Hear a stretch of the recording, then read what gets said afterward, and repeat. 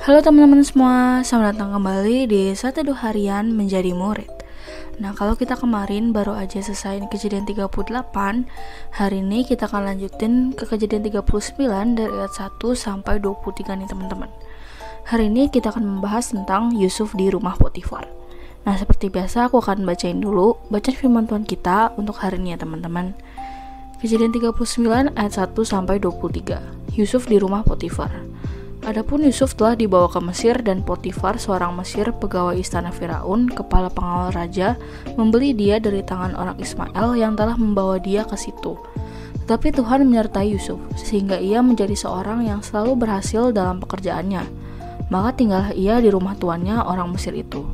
Setelah dilihat oleh tuannya bahwa Yusuf disertai Tuhan dan bahwa Tuhan membuat berhasil segala sesuatu yang dikerjakannya, maka Yusuf mendapat kasih tuannya dan ia boleh melayani dia. Kepada Yusuf diberikannya kuasa atas rumahnya dan segala miliknya diserahkannya pada kekuasaan Yusuf. Sejak ia memberikan kuasa dalam rumahnya dan atas segala miliknya kepada Yusuf, Tuhan memberkati rumah orang Mesir itu karena Yusuf, sehingga berkat Tuhan ada atas segala miliknya, baik yang di rumah maupun yang di ladang. Segala miliknya diserahkannya pada kekuasaan Yusuf, dan dengan bantuan Yusuf, ia tidak usah lagi mengatur apa-apapun selain dari makanannya sendiri. Adapun Yusuf itu manis sikapnya dan elok parasnya. Selang beberapa waktu, istri tuannya memandang Yusuf dengan berahi, lalu katanya, "Marilah tidur dengan aku." Tetapi Yusuf menolak dan berkata kepada istri tuannya itu, "Dengan bantuanku, tuanku itu tidak lagi mengatur apa yang ada di rumah ini, dan ia telah menyerahkan segala miliknya pada kekuasaanku. Bahkan di rumah ini ia tidak lebih besar kuasanya daripadaku, dan tiada yang tidak diserahkannya kepadaku selain daripada engkau, sebab engkau istrinya. Bagaimanakah mungkin aku melakukan kejahatan yang besar ini dan berbuat dosa terhadap Allah?"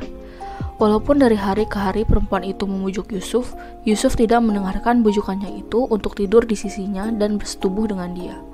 Pada suatu hari masuklah Yusuf ke dalam rumah untuk melakukan pekerjaannya, sedang dari seisi rumah itu seorang pun tidak ada di rumah.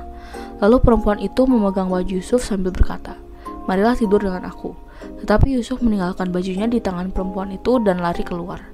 Ketika dilihat perempuan itu bahwa Yusuf meninggalkan bajunya dalam tangannya dan telah lari keluar, dipanggilnyalah seisi rumah itu, lalu katanya kepada mereka, "Lihat, dibawanya mari seorang Ibrani supaya orang ini dapat mempermainkan kita. Orang ini mendekati aku untuk tidur dengan aku, tetapi aku berteriak-teriak dengan suara keras. Dan ketika didengarnya bahwa aku berteriak sekeras-kerasnya, ditinggalkannyalah bajunya padaku, lalu ia lari keluar. Juga ditaruhnya baju Yusuf itu di sisinya sampai tuan rumah pulang." Perkataan itu jugalah yang diceritakan perempuan itu kepada Potifar, katanya, "Hamba orang Ibrani yang kau bawa kemari itu datang kepadaku untuk mempermainkan aku. Tetapi ketika aku berteriak sekeras-kerasnya, ditinggalkannya bajunya padaku, lalu ia lari keluar." Baru saja didengar oleh tuannya perkataan yang diceritakan istrinya kepadanya, "Begini begitulah aku diperlakukan oleh hambamu itu," maka bangkitlah amarahnya. Lalu Yusuf ditangkap oleh tuannya dan dimasukkan ke dalam penjara, tempat tahanan-tahanan raja dikurung. Demikianlah Yusuf dipenjarakan di sana. Tetapi Tuhan menyertai Yusuf dan melimpahkan kasih setianya kepadanya dan membuat Yusuf kesayangan bagi kepala penjara itu. Sebab itu kepala penjara mempercayakan semua tahanan dalam penjara itu kepada Yusuf, dan segala pekerjaan yang harus dilakukan di situ dialah yang mengurusnya. Dan kepala penjara tidak mencampuri segala yang dipercayakannya kepada Yusuf, karena Tuhan menyertai dia dan apa yang dikerjakannya dibuat Tuhan berhasil. Ya, demikian teman-teman bacaan firman Tuhan kita untuk hari ini. Ayo sekarang kita langsung masuk ke satunya ya. Oke guys, jadi di ayat 1, setelah disiplin cerita tentang Yehuda, penulis kembali pada cerita tentang Yusuf.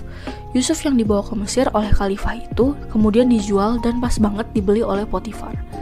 Sekarang narasi beralih dari kehidupan Yehuda di Adulam pada kehidupan Yusuf di Mesir. Di ayat kedua, Yahweh memelihara kehidupan Yusuf saat berada di rumah tuannya seorang Mesir sebagai pembantu rumah tangga. Di ayat 3, tuannya melihat bahwa Yahweh menyertai Yusuf. Ini bukan berarti si Potifar mengenal Yahweh. Dia hanya menyimpulkan bahwa Yusuf berada di bawah perlindungan yang ilahi, dan bahwa yang ilahi membuat semua yang dilakukan Yusuf berhasil. Potifar melihat keberhasilan luar biasa dari semua usaha yang dilakukan Yahweh. Lalu di ayat keempat, karena itu Yusuf mendapat kasih karunia dari Potifar. Kebanyakan orang emang senang dengan pelayan yang baik gak sih? Bisa melayani dengan baik, bertindak sebagai pengawas rumah tangganya dengan baik, sampai sepuas itu si Potifar menjadikan Yusuf pengawas rumahnya. Nah, Yusuf memperoleh kedudukan itu. Ia menjadi seorang penguasa dan pengurus rumah tuannya. Semua yang dimiliki oleh Potifar dipercayakan pada Yusuf. Lalu di ayat kelima, sejak saat Potifar menjadikannya pengawas atas rumahnya dan atas semua yang dia miliki, Tuhan memberkati rumah Potifar demi Yusuf. Berkat Tuhan ada atas semua yang dimiliki di rumah Potifar. Semua dipercayakan pada Yusuf kecuali urusan makan, sebab orang Mesir tidak boleh makan dengan orang Ibrani. Ia disukai karena perawakannya indah, penampilannya indah seperti ibunya Rahel. Nah, lalu di ayat ketujuh, saat itu Yusuf sudah hampir 10 tahun di rumah Potifar. Nah, istri tuannya ini ngeliatin dia dengan pandangan mesum dan berkata, "Berbaringlah denganku." Berdasarkan bukti sejarah, wanita Mesir meskipun sudah menikah diizinkan dengan bebas bergaul dalam masyarakat. Beda dengan beberapa negara di daerah timur lainnya. Perempuan udah menikah mukanya ditutupin, dia juga gak banyak terlibat dalam kegiatan masyarakat atau pengaturan rumah tangga. Nah, di ayat 8-9 diajakin seronok, Yusuf menolak. Yusuf memberikan alasan, "Tuanku tidak mengetahui apa yang ada bersamaku di rumahnya ini. Dia telah menyerahkan semua yang dia miliki di tanganku untuk saya kelola. Tidak ada yang bekerja di rumah ini yang lebih tinggi dan besar kedudukannya daripada aku. Dia mempercayakan semuanya yang dia miliki kecuali kamu, karena kamu adalah istrinya. Lalu gimana aku bisa melakukan kejahatan besar dan dosa ini terhadap Elohim?" Lalu di ayat ke-10, demikian Yusuf selalu bekerja dengan baik. Lalu dari 11-12, suatu ketika Yusuf lagi masuk ke dalam rumah untuk melakukan tugasnya sebagaimana biasa.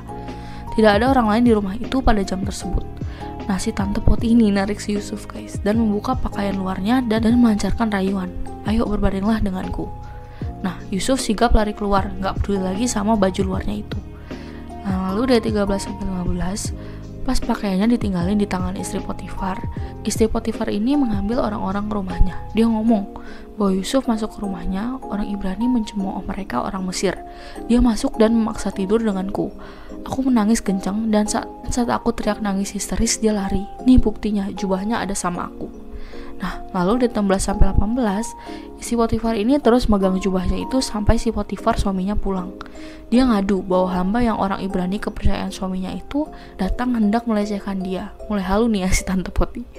Nah, di 19, saat Potifar mendengar cerita istrinya tentang apa yang dilakukan Yusuf kepadanya, menyalalah amarahnya. Di 20, Potifar memasukkan Yusuf ke dalam penjara. Secara harfiah rumah kandang, mungkin seperti menara yang digunakan untuk mengurung tahanan. Nah, lalu ini adalah hukuman yang ringan. Hukum orang Mesir untuk perzinahan atau percobaan perzinahan itu sangat berat guys. Bisa disiksa tubuhnya sampai mati. Well, ini menandakan Potifar gak terlalu mempercayai cerita kibulan istrinya. Maka dari itu, dia memberi hukuman yang paling ringan untuk Yusuf, yaitu memenjarakan dia. Sebab istrinya udah koar-koar mengenai perbuatan Yusuf, makanya dia formalitas kasih hukuman, yaitu penjara.